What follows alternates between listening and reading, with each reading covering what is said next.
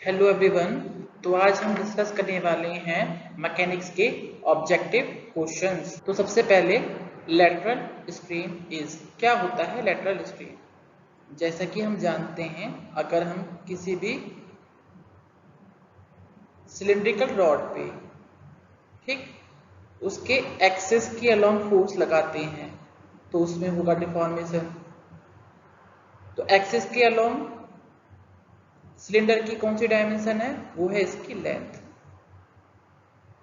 और एक्सिस के परपेंडिकुलर जो डायमेंशन है वो है डायमीटर। ठीक, तो दोनों ही चीजें चेंज होंगी क्योंकि अगर लेंथ इंक्रीज हो रही है तो डायमीटर रिड्यूस होगा। आप फोर्स कहाँ लगा रही हो? एक्सिस के अलोंग। तो एक्सिस के अलोंग जो भी डिफॉर्मेशन है उसको हम बोलते हैं क्या? Longitudinal strain. स्ट्रेन क्या होता है? Change in dimension to the original dimension. Change in dimension to the original dimension. तो लॉन्गिट्यूडनल स्ट्रेन का मतलब है strain in the direction of the applied load. तो यहाँ पर अगर लेंथ L से L प्लस डेल्टा L हो गई है तो आपका लॉन्गिट्यूडनल स्ट्रेन हो जाएगा delta L by L।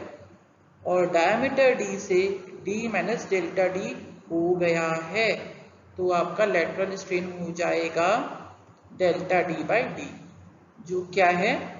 Eight the right angle to the direction of the applied load. तो राइट ऑप्शन इज ए। आगे बढ़ते हैं नेक्स्ट क्वेश्चन पे। The dimension of strain is, क्योंकि स्ट्रेन क्या होता है? Change in dimension to the original dimension. ठीक है, उसका रेशियो है तो metre divided by metre, mm divided by mm। तो इसकी कोई भी डायमेंशन नहीं होती है, तो strain is a dimensionless quantity. आगे बढ़ते हैं नेक्स्ट क्वेश्चन पर। Every material obeys the Hooke's law with in. अगर आप स्ट्रेस और स्ट्रेन कर्व को देखें तो जैसा कि हम जानते हैं स्ट्रेस क्या होता है? जो फोर्स लगाया है उसको क्रॉस सेक्शनल एरिया से डिवाइड करें तो जो मिलता है उसको हम स्ट्रेस बोलते हैं। डिटेल में स्ट्रेस क्या है अगर आपको समझना है तो आप मेरे चैनल पे जाके देख सकते हैं। स्ट्रेन जैसा कि हमने डिस्कस किया, change in dimension to the original dimension. इनके बीच का कर्व ड्रॉ करें तो डिफरेंट पॉइंट मिलते हैं और देखा जाता है कि इस पॉइंट तक, पॉइंट जो है जिसको बोलते हैं हम प्रोपोर्शनल लिमिट, स्ट्रेस और स्ट्रेन क्या होते हैं? आपस में एक दूसरे के लीनियरली प्रोपोर्शनल होते हैं। तो राइट ऑप्शन है सी, जो पहला पॉइंट होता है स्ट्रेस स्ट्रेन कर्व पे, प्रोपोर्शनलिटी लिमिट। आगे बढ़ते हैं नेक्स्ट क्वेश्चन पे। Where in stress strain curve the Hooke's law is valid. Again वही क्वेश्चन है, proportionality limit. Which point on stress strain curve occurs just after the proportionality limit। तो अगर options को हम देखें तो ये आपका प्रोपोर्शनलिटी लिमिट है, इसके बाद इलास्टिक पॉइंट होता है, उसके बाद अपर यील्ड पॉइंट और फिर लोअर यील्ड पॉइंट और फिर ये अल्टीमेट पॉइंट और ये ब्रेकिंग पॉइंट। तो वैसे तो जनरली प्रोपोर्शनलिटी लिमिट के बाद आता है इलास्टिक पॉइंट, लेकिन यहाँ पर इलास्टिक पॉइंट ऑप्शन में नहीं है। इलास्टिक पॉइंट के बाद आता है अपर यील्ड पॉइंट, तो वो राइट ऑप्शन है। इलास्टिक पॉइंट जैसा कि हम जानते हैं, इलास्टिक पॉइंट का मतलब अगर मटेरियल पे से आप फोर्स हटा दो तो वो अपने ओरिजिनल शेप में आ जाता है। तो पॉइंट ए का मतलब stress is proportional to strain और पॉइंट बी का मतलब लोड हटा दो तो वो अपने ओरिजिनल शेप में आ जाएगा। आगे के क्वेश्चन में हम यील्ड पॉइंट को और ब्रेकिंग पॉइंट को समझेंगे स्ट्रेस स्ट्रेन कर्व में।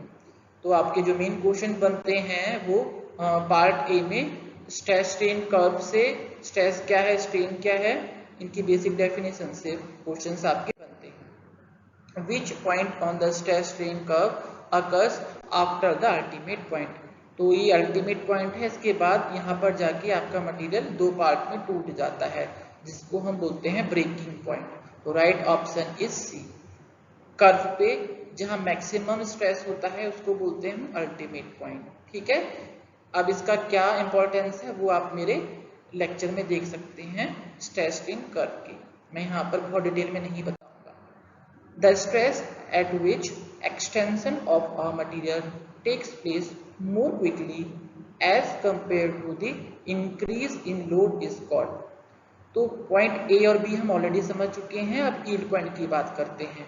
इलास्टिक लिमिट के बाद क्या होता है, मटेरियल के माइक्रोस्ट्रक्चर में चेंजेस आ जाते हैं और उसका इफेक्ट ये होता है कि आप स्ट्रेस नहीं बढ़ा रहे हैं लेकिन फिर भी स्ट्रेन हो रहा है सडनली, तो वो होता है आपका यील्ड पॉइंट, जहां मटेरियल के स्ट्रक्चर में चेंज आता है और उसके बाद प्लास्टिक डिफॉर्मेशन स्टार्ट हो जाता है।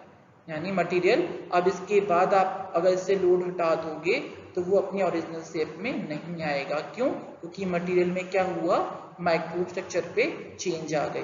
तो वो आपका है आपका यील्डिंग पॉइंट्स। आगे बढ़ते हैं। What is Hooke's law for 1D system? तो हुक्स लॉ क्या है? बेसिकली वो बोलता है कि नॉर्मल स्ट्रेस और नॉर्मल स्ट्रेन के बीच का रिलेशन है। जैसे कि जो स्ट्रेस है वो normal stress and normal strain वो एक दूसरे के लीनियरली प्रोपोर्शनल होते हैं। और अगर इंट्रोड्यूस करेंगे हम कांस्टेंट ऑफ प्रोपोर्शनैलिटी, इसको हम यंग्स मॉडुलस बोलते हैं, तो sigma is equal to E epsilon. तो यही आपका हुक्स लॉ है जो कनेक्ट करता है नॉर्मल स्ट्रेस को और नॉर्मल स्ट्रेन को। ठीक है, आगे बढ़ते हैं next question. Identify that the Young's modulus E, the shear modulus G and the Poisson's ratio mu for a material are related by the expression. तो जो अब जितने भी आपकी मॉडुलस हैं, ठीक है, इलास्टिक कांस्टेंट है, उसको आप मेरी प्लेलिस्ट के लेक्चर 5 में देख सकते हैं, यूनिट 1 के में। तो ये जो इलास्टिक कांस्टेंट है वो क्या है, वो आप देख लीजिएगा। तीन ही आपकी इलास्टिक कांस्टेंट हैं। यंग्स मॉडुलस हम समझ चुके हैं। शियर मॉडुलस क्या होता है, ये रेशियो होता है shear stress to the shear strain. और जो बल्क मॉडुलस होता है वो होता है के, और ये होता है ratio of direct stress to the volumetric strain. ठीक, अब इन तीनों कांस्टेंट को रिलेट करने के लिए 4 फॉर्मूले हैं और इन 4 फॉर्मूले पे बहुत सारे न्यूमेरिकल आते हैं, बहुत सारे क्वेश्चन ऑब्जेक्टिव बनते हैं। ठीक है, तो इन फॉर्मूलेस को आप याद कर लीजिएगा। और अगर हम देखते हैं तो हमारा ऑप्शन ए राइट है, is equal to 2g 1 plus मी। आगे बढ़ते हैं नेक्स्ट क्वेश्चन पे। What will be the value of Poisson's ratio if Young's modulus E is equals to the bulk modulus K? तो ई और के को रिलेट करने वाला फॉर्मूला कौन सा है, ये इसमें वैल्यू पुट कर दीजिए। ई और के दोनों इक्वल हैं, तो 1 माइनस 2 म्यू हो जाएगा 1/3 एंड 1 माइनस 1/3 हो जाएगा आपका 2 म्यू और म्यू आपका हो जाएगा 1/3। तो राइट ऑप्शन इज डी। तो ये जो रिलेशन है वो काफी इंपॉर्टेंट है, इनसे डायरेक्ट भी क्वेश्चन आ सकता है और न्यूमेरिकल भी आ सकता है। आगे बढ़ते हैं नेक्स्ट क्वेश्चन पे। How can be the Poisson's ratio be expressed in terms of Young's modulus E, bulk modulus K and modulus of rigidity G? अगर हम देखें इन चारों फॉर्मूले को, तो यहाँ से हमारा जो राइट ऑप्शन है इस फॉर्मूले को हम देखेंगे तो वो आएगा आपका ए। आगे बढ़ते हैं नेक्स्ट क्वेश्चन पे। What is the relationship between Young's modulus E, modulus of rigidity C and bulk modulus K? Again इन चारों फॉर्मूले को देखें तो इस वाले फॉर्मूले के अकॉर्डिंगली राइट ऑप्शन है आपका सी। E is equal to 3k C divided by 3k plus C। यहाँ पर जो शेयर मॉडुलस है उसको C से डिनोट किया गया है, इसको हम मॉडुलस ऑफ रिजिडिटी भी बोलते हैं, और कुछ बुक्स में इसको G से डिनोट किया गया है, तो आप कंफ्यूज नहीं होइएगा। आगे बढ़ते हैं नेक्स्ट क्वेश्चन पे।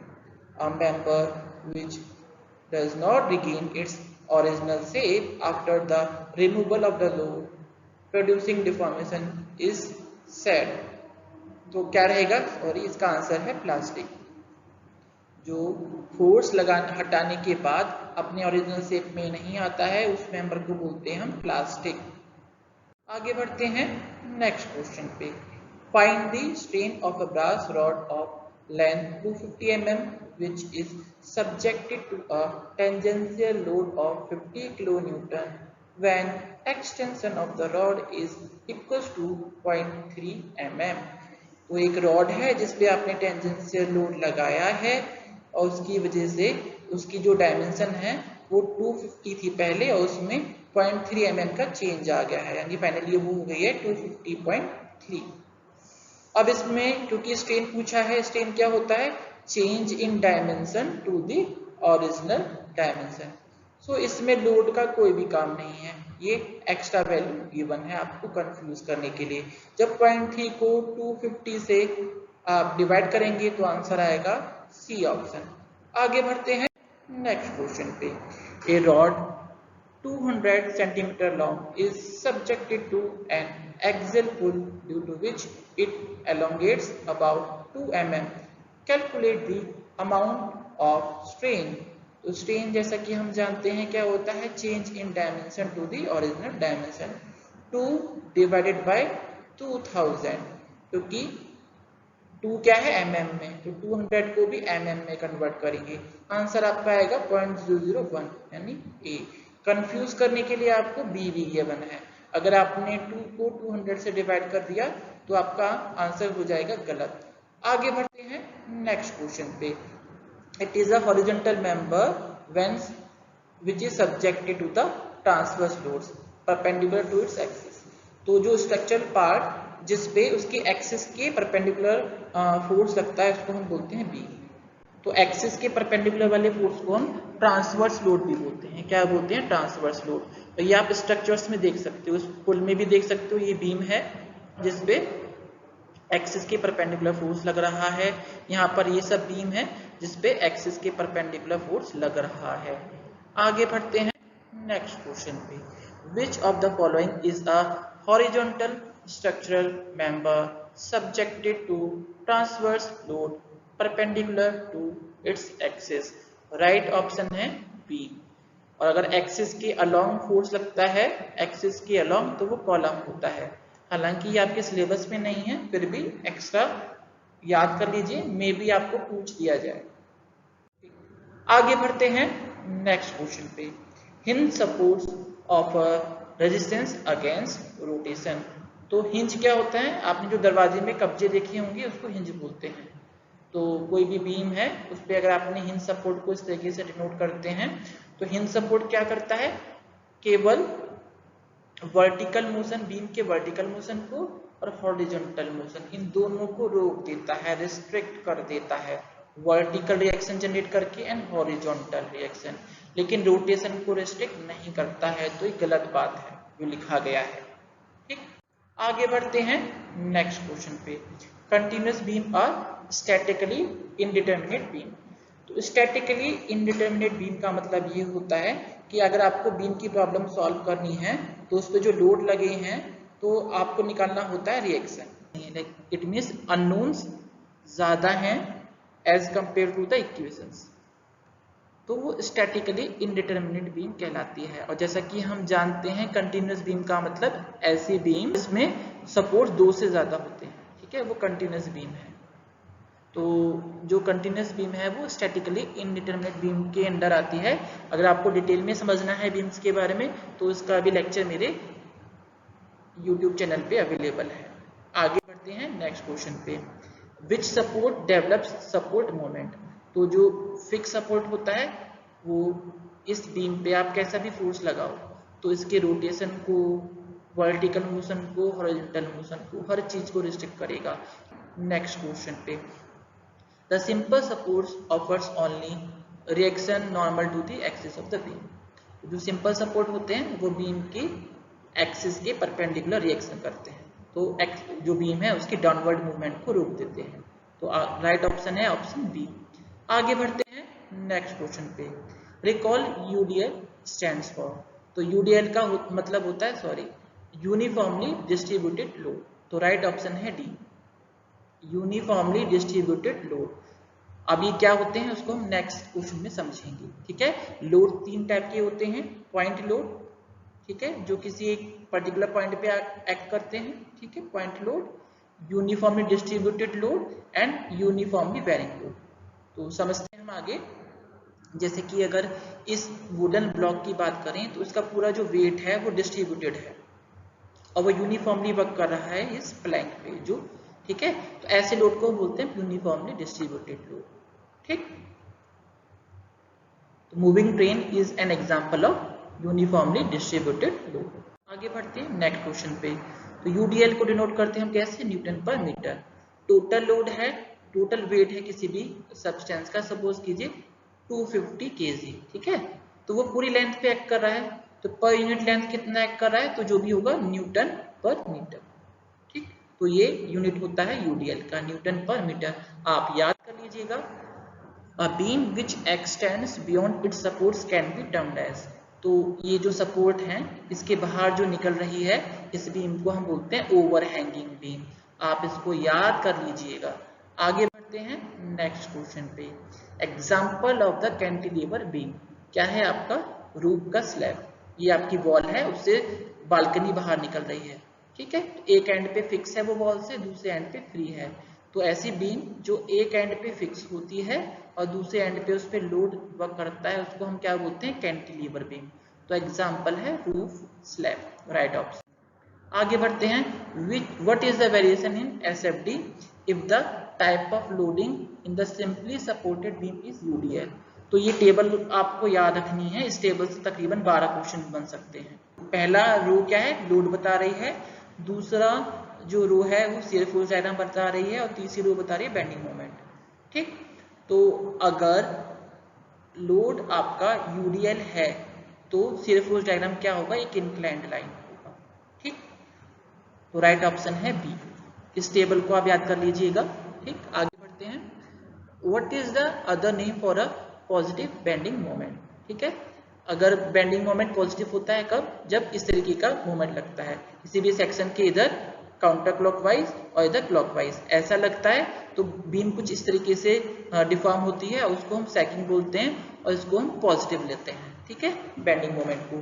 तो किसी भी सेक्शन के लेफ्ट में क्लॉकवाइज एंड राइट में एंटी क्लॉकवाइज मोमेंट को हम पॉजिटिव लेते हैं, तो सैगिंग राइट आंसर है। आगे बढ़ते हैं next question. In SFD vertical lines are form, ठीक है। तो अगर वर्टिकल लाइंस का मतलब है कि जो लोड क्या है वो आपका पॉइंट लोड है, जैसे कि किसी भी बीम पे अगर पॉइंट लोड एक्ट कर रहा है, ठीक, तो वहां पर जो शियर फोर्स डायग्राम होगा उसमें सडन ड्रॉप होगा, ठीक। इन दो लोड के बीच में जो शियर फोर्स डायग्राम होगा वो क्या होगा, एक हॉरिजॉन्टल लाइन। तो वर्टिकल लाइन बता रही है पॉइंट लोड को, पॉइंट लोड, ठीक, पॉइंट लोड को बताती है क्या, आपकी वर्टिकल लाइंस। तो आंसर है आपका option C. How do point loads and UDL be represented in the SFD. कोई लोड नहीं है दो पॉइंट के बीच में, तो शियर फोर्स डायग्राम क्या होगा, हॉरिजॉन्टल लाइन। अगर यूडीएल है तो शियर फोर्स क्या होगा, इंक्लाइंड लाइन, ठीक है। तो हाउ, तो यहाँ पर अगर पॉइंट लोड के लिए क्या होगा, सिंपल हॉरिजॉन्टल लाइन, जैसे मैंने आपको बताया। अगर दो पॉइंट के बीच में बीम में यूडीएल लगा हुआ है, इसको ऐसे डिनोट करते हैं, ठीक है, न्यूटन पर मीटर। तो आपका जो शियर फोर्स डायग्राम होगा वो यूडीएल की इंक्लाइंड होगा। पॉइंट लोड के लिए horizontal line, horizontal line inclined, किसके लिए, यूडीएल के लिए। आगे बढ़ते हैं next question. A sudden increase or decrease in shear force diagram between 2 points illustrate that there is point load between two loads, ठीक है। अगर shear force diagram में वर्टिकल लाइंस आ रही हैं, ठीक है, तो वो क्या बता रहा है कि उन दोनों पॉइंट के बीच में क्या है, पॉइंट लोड है बीम पे। ये बीम है और ये shear force डायग्राम है, ठीक। आप देख सकते हैं पॉइंट लोड के बीच में हॉरिजॉन्टल लाइन होता है और जहां पर पॉइंट लोड लगता है वहां पे एक वर्टिकल लाइन होती है, शियर फोर्स डायग्राम। आगे बढ़ते हैं, when the bending moment is parabolic curve between two points it indicates that there is. तो पैराबोलिक का मतलब है बेंडिंग मोमेंट डायग्राम अगर पैराबोलिक है तो यूडीएल वर्क कर रहा है बीम पे, तो बीम पे लोड, ठीक, यूडीएल है। आगे बढ़ते हैं नेक्स्ट क्वेश्चन पे। The rate of change of shear force is equals to intensity of load, ठीक है। Intensity of the load is rate of change of shear force. आगे बढ़ते हैं next question. Shear force is unbalanced vertical force to the left और right of the section. किसी भी section के या तो लेफ्ट या फिर राइट आप जितने भी अनबैलेंस फोर्स लेंगे उसको हम शियर फोर्स बोलेंगे। जैसे इस वाले सेक्शन के लिए लेफ्ट हैंड साइड पे जो अनबैलेंस वर्टिकल फोर्स है वो W/2 है, तो इस सेक्शन के लिए जो शियर फोर्स होगा वो W/2 होगा। तो आज का लेक्चर हम यही समाप्त करते हैं। Thank you everyone.